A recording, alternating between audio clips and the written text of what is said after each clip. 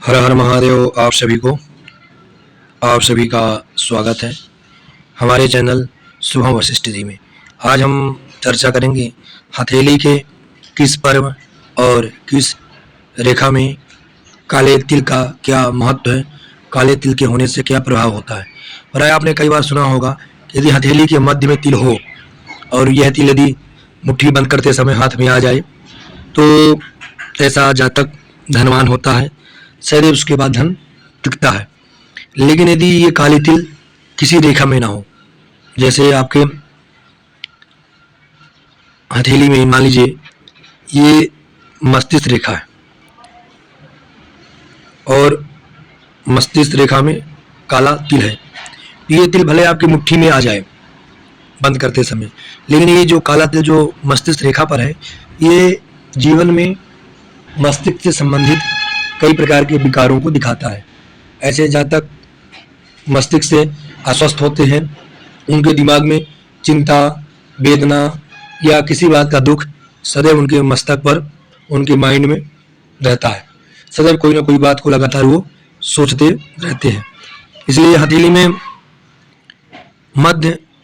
में तिल का रहना जितना शुभ है और रेखाओं में रहना उतना ही, मस्तिष्क रेखा में रहना उतना ही अशुभ है। किसी भी रेखा में काले तिल का रहना अशुभ ही माना जाता है।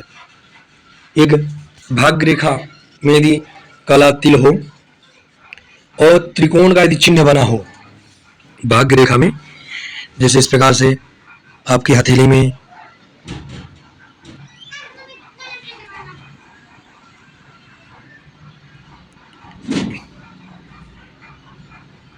इस प्रकार से आपकी भाग्य रेखा हो और भाग्य रेखा में त्रिकोण का चिन्ह आपके बना हुआ है, जैसे समझिए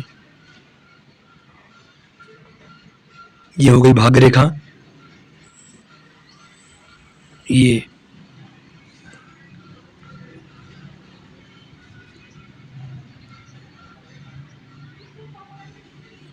त्रिकोण का चिन्ह हो गया और इस प्रकार से भाग्य रेखा बनी हुई है।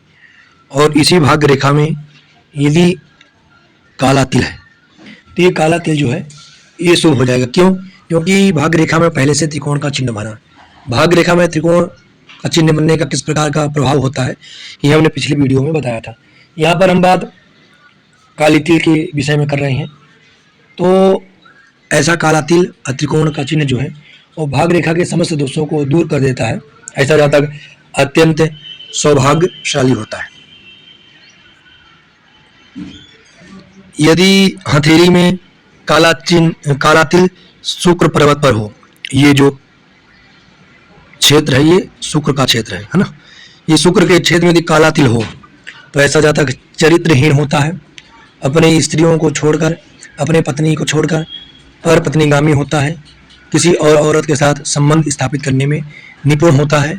और यह काला तिल यदि यहाँ पर निचले हिस्से में एक दो इस प्रकार से हो तो निसंदेह ऐसा जातक जो है वो व्यभिचारी प्रवृत्ति का होता ही है।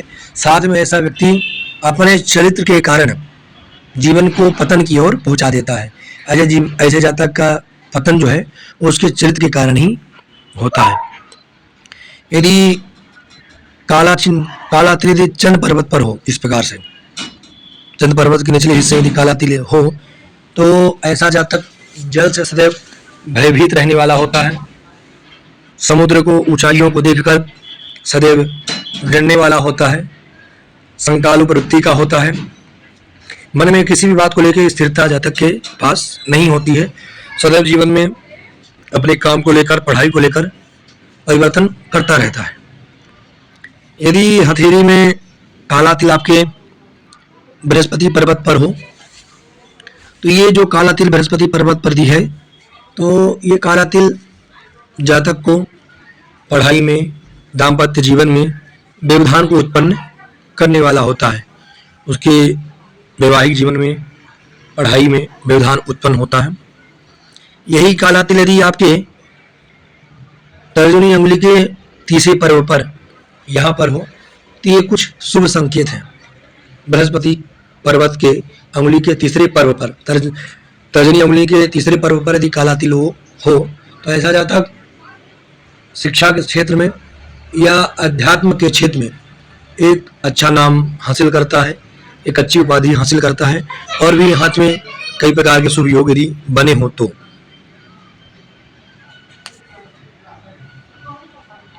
यदि मध्यमा उंगली के नीचे शनि पर्वत पर काला तिल हो, ये काला तिल जातक को सबसे पहले तो नसों से, जोड़ों से संबंधित समस्याओं को देने वाला होता है। लेकिन इसकी एक अच्छी खासियत ये होती है कि ऐसा जातक निपुण बहुत होता है, चतुर भी बहुत होता है, किसी भी काम को करने में माहिर होता है और किसी भी काम के प्रति लगातार वो लगा रहता है। यदि काला तिल शनि पर्वत पर हो और शनि पर्वत की स्थिति अच्छी हो, जातक संघर्षशाली होता है, किसी भी काम को लगातार करने वाला होता है। यदि यही काला तिल यदि सूर्य पर्वत पर, अनामिका उंगली के नीचे सूर्य पर्वत पर हो, तो ये तिल जो है जातक को जीवन में अपमानित कराने वाला होता है। जातक सरकारी कामकाज में फंस जाता है, सरकार से जातक का विरोध हो जाता है, या सरकारी गतिविधियों के अंतर्गत जातक फंसकर अपने जीवन का बहुमूल्य समय धन बर्बाद करता है। लेकिन यही काला तिल यदि अनामिका उंगली के तीसरे पर्व पर यदि हो, इन तीनों पर्वों में तिल के होने का एक अपना अलग अलग महत्व है। हम एक एक अंगुली पर करके फिर उसकी चर्चाएं करेंगे।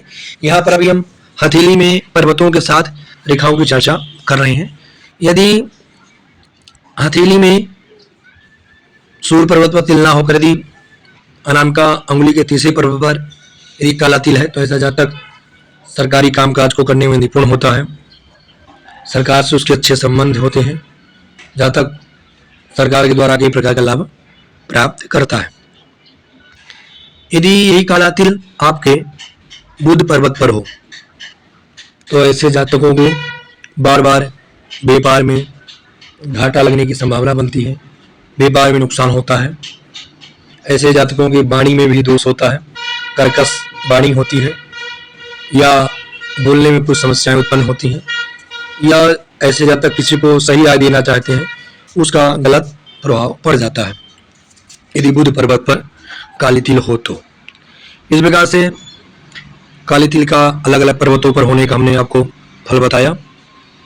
यदि यही काला तिल यदि जीवन रेखा में हो जाए, तो जिस आयु में ये काला तिल होता है, उस आयु में जातक को शारीरिक समस्याओं का सामना करना पड़ता है, शरीर अस्वस्थ होता है, कोई ना कोई गंभीर बीमारी होती है। यदि यही काला तिल आपके हृदय रेखा पर यदि हो जाए इस प्रकार से, तो ये काला तिल जातक को हृदय से संबंधित किसी गंभीर बीमारी का सूचक है, या आत्मविश्वास की कमी का भी सूचक है। अब हम एक महत्वपूर्ण काले तिल के बिंदु के विषय में यहाँ पर चर्चा करें। यदि काला तिल अंगूठे के प्रथम पर्व में यहाँ पर हो जाए, तो ऐसा जातक जो है वो लगातार संघर्ष करता रहता है, मेहनत करता रहता है, फिर भी उसको सफलताएं हासिल नहीं हो पाती हैं। कोई ना कोई ऐसी कमी होती है जिसके कारण वो असफल रहता है। ये काली तिलों का हमने आपको कुछ महत्वपूर्ण जानकारी दी। अब हर एक अंगुली में जैसे 3 पर्व होते हैं, 1 2 3, हर अंगुली में इस प्रकार से 3 पर्व होते हैं। इन 3 पर्वों में तिल के होने का अपना एक अलग अलग महत्व है। उसके विषय में हम अलग अलग अंगुलियों के विषय में विशेष चर्चाओं को करने के लिए उनकी वीडियो बहुत जल्दी हम आप सबके समक्ष लाएंगे। यहाँ पर पर्वतों के साथ साथ रेखा और हथेली के किस भाग में तिल का होना शुभ होता है, इसकी भी चर्चा साथ में कर लें। हथेली के मध्य भाग में तिल का होना जो किसी रेखा से स्पर्श ना हो, ये शुभ होता है। और दूसरा जो है, तिल किसी भी उंगली के सीधे तरफ हो, नाखून की तरफ यदि तिल है तो वह तिल भी अच्छा होता है। अंगूठे में या किसी भी उंगली में नाखून की तरफ कहीं पर भी यदि तिल हो, ऐसा जातक अपने हाथों से बड़े बड़े कामों को करने वाला, अपने हाथों से किसी नई योजना का शुभारंभ करने वाला होता है। नमस्कार प्रिय दर्शकों, पुनः हम अगली वीडियो में एक नई जानकारी को लेकर मिलेंगे। तब तक के लिए नमस्कार, हर हर महादेव।